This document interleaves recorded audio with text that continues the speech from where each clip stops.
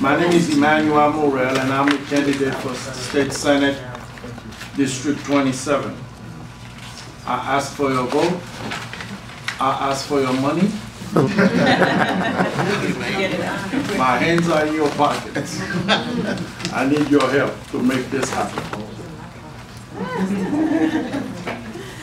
Let's talk about cause and effect. Stephen Griffith, Telshona Billy, Tyrell Alexander, Karen Adams, Ronald Oliver Schwartz, Tiffany Parchment, DeAndre Payton, Marcus Roundtree, Anthony Marcel Jones Jr., Randy Virgil Jr. Does anybody know any one of these folks? All right. You don't. You're not going to, because they just got killed in West Palm Beach. In the last, let's say 30 days, we've had 19 shootings in West Palm Beach. Our kids are dying, and everybody wants to put the blame. And you know, it's the parents' fault. Look, I'll give you that. But it's not just the parent, it's society's fault, it's our community's fault. This started in 1990. Actually, I can go back, I can say the trajectory started on January 20th, 1981, with the election of Ronald Reagan. A plantation mentality came over the country. We've taken over, there is a plantation mentality that has taken over America. All right? What we have literally decimated our communities. Most of us in here will not admit it, but we have left the communities to themselves. The inner cities, the parents don't know what to do with their kids, and there's the main reason for that is mostly there are no jobs. There are no jobs.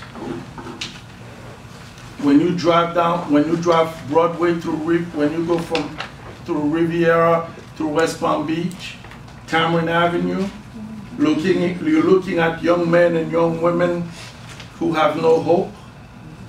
And the reasons this itself started in 1990. I was in Washington when the Senate voted to allow corporations to bring in workers and take jobs.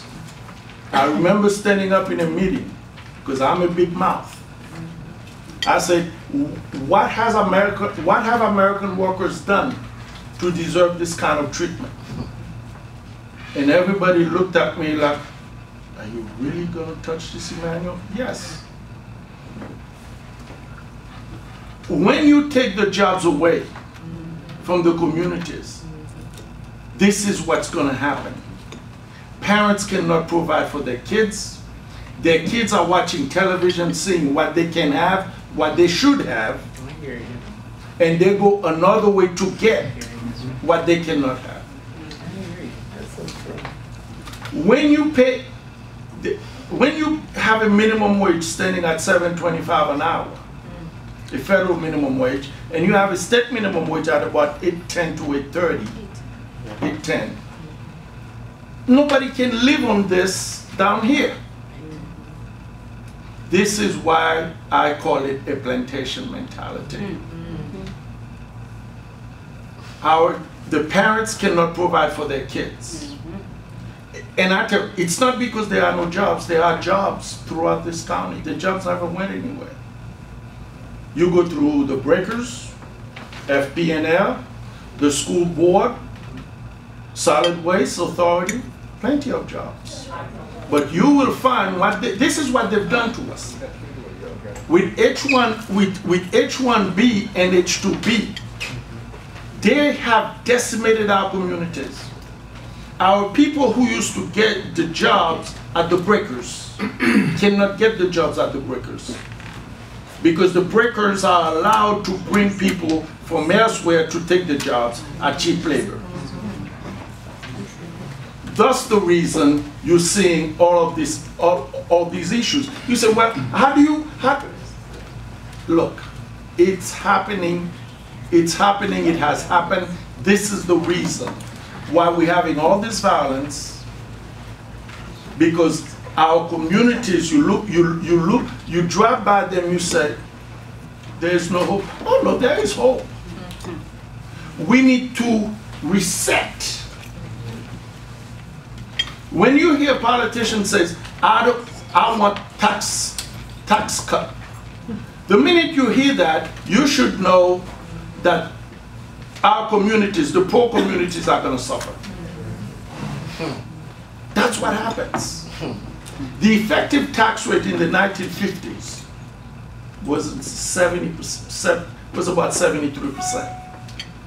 That was the effective tax rate in America for those at the top.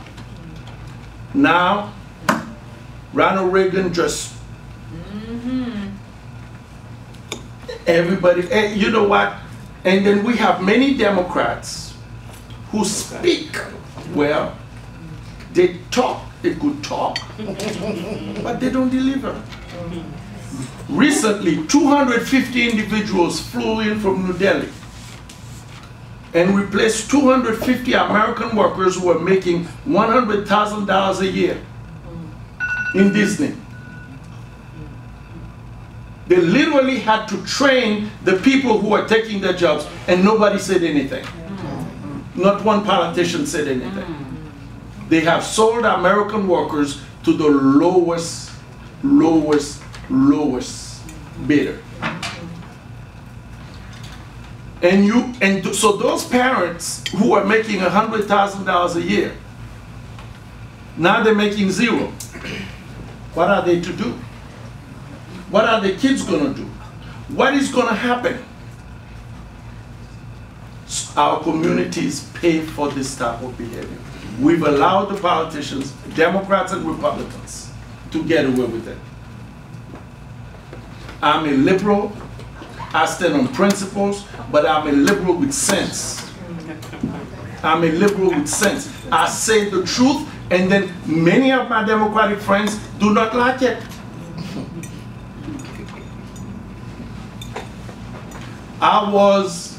I had a debate with the congressman last year with the Sun Sentinel editorial board. I said that I want forgiveness of student loans for all of our people. The same Democrat said he cannot ask somebody else to pay for he cannot ask people to pay for somebody else's loans. To which I said to him, it has nothing to do with you. You are filthy rich. His kids go to Yale, and he pays for them cash. This is what we're dealing with. The Democrats talk a good talk. All they want your vote. That's all they want. But they don't want to deal with issues that are affecting the communities, and they only come around when it's time for vote, and then they run away. Totally disappear. I promise you, I'm different. I will stick on them like white rice, like white on rice, like a bad smell. I'm telling you, I will fight. I know how to fight. I know how to fight.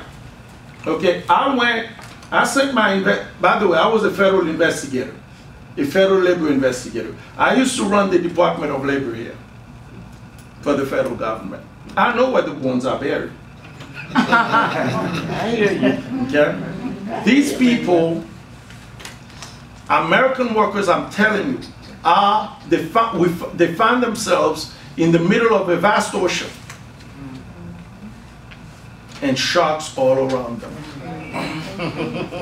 Sharks all around them. There's no way to escape until you open your eyes and say, I've had enough. Thank you so much.